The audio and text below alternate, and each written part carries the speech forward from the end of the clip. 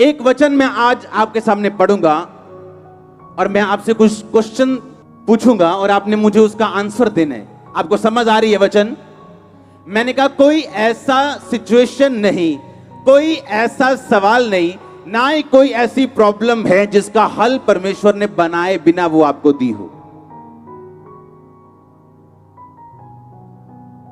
Hallelujah. लेकिन मैं उस तक पहुंचूं कैसे? अगर एक मंदबुद्धि बच्चा चल सकता है, सूखी टांगों वाला चल सकता है, क्योंकि उसको अपनी गवाही का इस्तेमाल करना आ गया, उसको परमेश्वर में चलना आ गया, तो ये आपके लिए काफी है। वो लेडी बोलती है 18.5 साल बाद मेरी सूखी हुई गर्भ को खुदावंद ने हरा कर दिया। एक वचन को हम पढ़ेंगे, दानियेल 6 उसकी 10 आयत। आपको सबको स्टोरी मालूम है, मेरे को पता है कि दानियेल जो था वो ऐसा क्रिश्चियन, ऐसा यहूदी था उस राज्य में जिसका राजा अन्य जाति था, पर वो दानियेल को पसंद करता था क्योंकि दानियेल परमेश्वर की व्यवस्था पे चलता चलता इतना आशीषित था कि जो कोई काम वो करता था प्रभु उसके संग रहता था, इसलिए वो राजा का फेवरेट था। कुछ लोगों को आप काम दो, आप माथे पे हाथ मारते 4 बार, किस बेवकूफ को ये काम दे दिया, इसको इतना नहीं मालूम। और कुछ लोगों को आप काम देते हो, आपको रिजल्ट मिलता है, आप आनंदित होते हो। बाइबल कहती है मूर्ख दूत को भेजना अपने पांवों पे कुल्हाड़ी मारने के बराबर है। वो पापा बोलते हैं ना, बेटा जाके बाहर कह दे पापा है नहीं गे, अंकल पापा कहते हो कर है नहीं गे। हाँ, ये जब आप बच्चे को भेजोगे या मूर्ख दूत को भेजोगे तो लिखा अपने पांव पे कुल्हाड़ी मारने के बराबर। आपने ध्यान से सुनना। जब उसके साथियों ने जो उसके साथ जेलसी करते थे एक योजना बनाई कि दानियेल हमेशा ऊंचा ही होता जा रहा है, इसको हम नीचा करना चाहते हैं, पर इसमें कोई खोट नहीं मिलता हमें।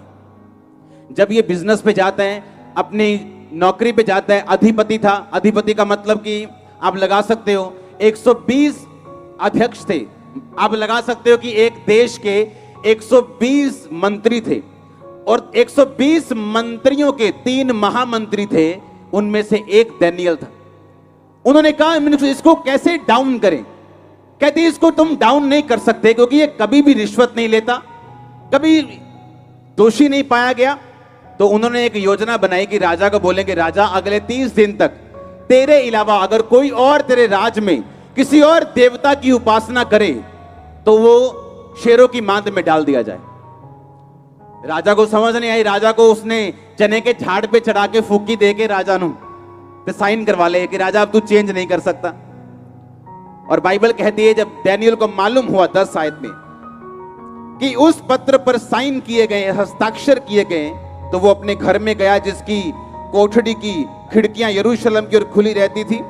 अपनी रीति के अनुसार जैसा दिन में 3 बार वो परमेश्वर के सामने घुटने टेक के प्रार्थना और धन्यवाद करता था, तब भी प्रार्थना और धन्यवाद करता रहा। तब उन पुरुषों ने उतावली से आकर दानियेल की ओर दानियेल को अपने परमेश्वर के सामने विनती करते और गिड़गिड़ाते हुए पाया।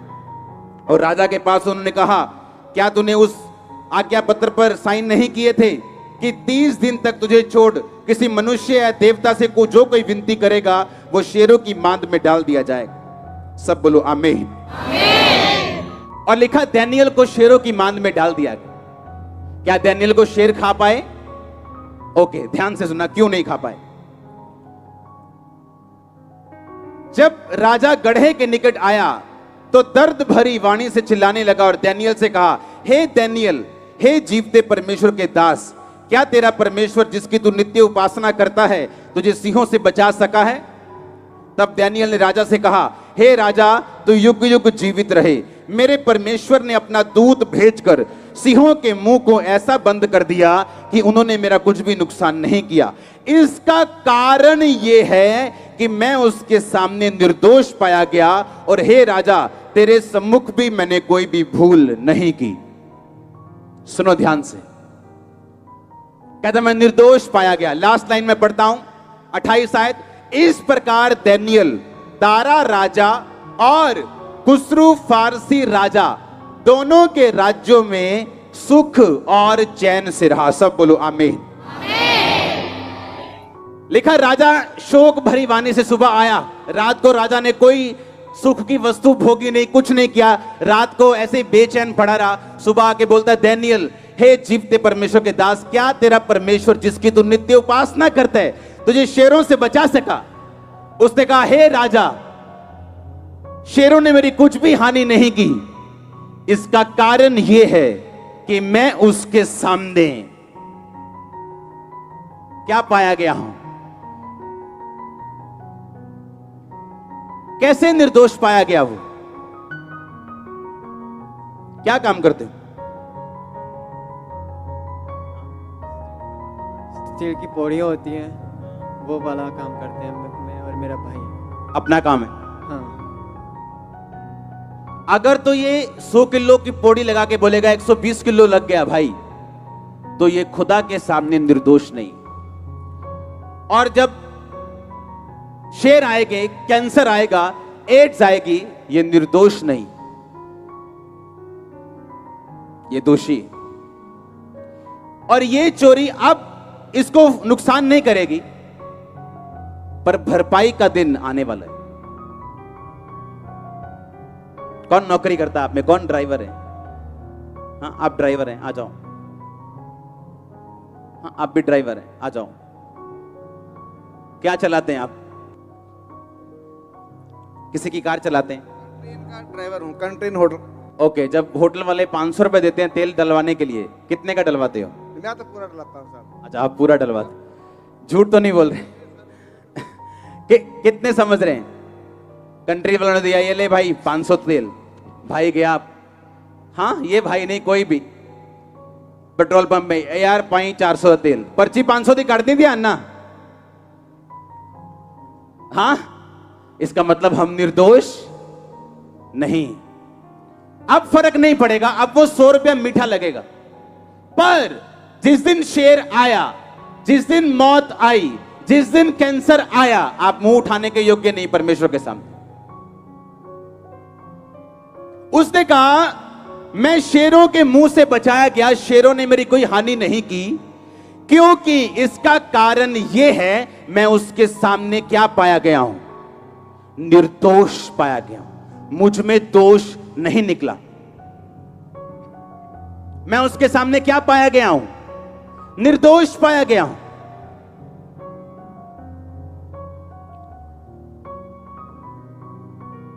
आज लोग काम करते हैं मॉल में। हाँ, कहां काम करते हैं? मॉल में काम करते हैं जी।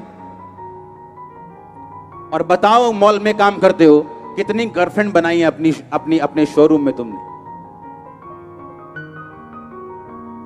कितने बॉयफ्रेंड है तुम्हारे तेरे शोरूम में? तुम निर्दोष नहीं।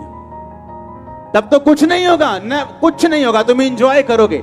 पर एक दिन आने वाला है जो धर्मी की जिंदगी में भी आता है और पापी की जिंदगी में भी आता है। एक तूफान आने वाला है जो रेत पर बने हुए घर पे भी आता है और चट्टान पर बने हुए घर पे भी आता है। वो तूफान बताएगा तुम निर्दोष हो या दोषी हो।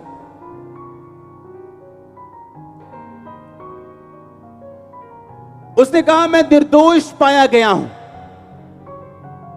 परमेश्वर के सामने, मैं निर्दोष पाया गया हूं। इसका कारण यह है कि मैं निर्दोष पाया गया हूं, इसलिए शेरों ने मेरी कुछ भी हानि नहीं की। दुकान पे कितने बजे जा रहे हैं जी? कहां काम करते हैं जी? मैं जी दुकान पे काम कर दिया। कितने बजे जा रहे हैं दुकान पे? 10:30। अटेंडेंस लग रही है 9:30 की, ताकि पैसे ना कट जाएं। तुम निर्दोष नहीं हो। तुम्हारी ननद के साथ झगड़ा है, तुम निर्दोष। क्योंकि अगर तुम दिल में किसी के साथ नाराज हो, परमेश्वर तुम्हारी प्रार्थना नहीं सुनता, ऐसा वचन कहता है। अगर तुम्हारे दिल में नाराजगी है, चाहे वो बुरा, चाहे वो सच्चा, चाहे वो झूठा, बाइबल कहती तुम निर्दोष नहीं हो। वो तुम्हारे पति को क्यों नहीं ले गया या ले गई, तभी भी तुम कड़वाहट से भरी हुई हो, तब भी तुम निर्दोष नहीं हो। और शेर आता है धर्मी की जिंदगी में भी और पापी की जिंदगी में भी। लोग बड़ी मिनिस्ट्री चाहते हैं, निर्दोष रहना नहीं चाहते। क्या तुम निर्दोष हो? पूछो अपने आप से। जहां तुम काम करते हो निर्दोष हो? जहां तुम सेवा करते हो क्या निर्दोष हो? क्या जो अपने बच्चों के सामने निर्दोष हो, वाइफ के सामने, क्या हस्बैंड के सामने, क्या अपने पास्टर के सामने, क्या तुम निर्दोष हो परमेश्वर के सामने या नहीं?